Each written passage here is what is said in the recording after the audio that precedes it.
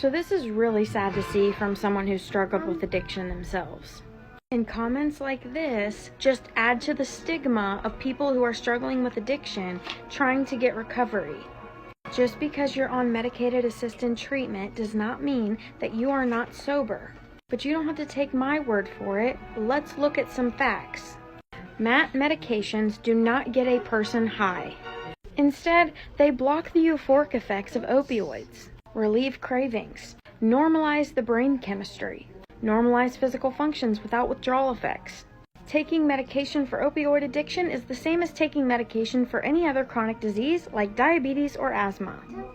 Suboxone works by tightly binding onto the same receptors in your brain as other opiates. By doing so, it blunts intoxication with these other drugs. It prevents cravings and it allows people to transition back from a life of addiction to a life of normalcy and safety.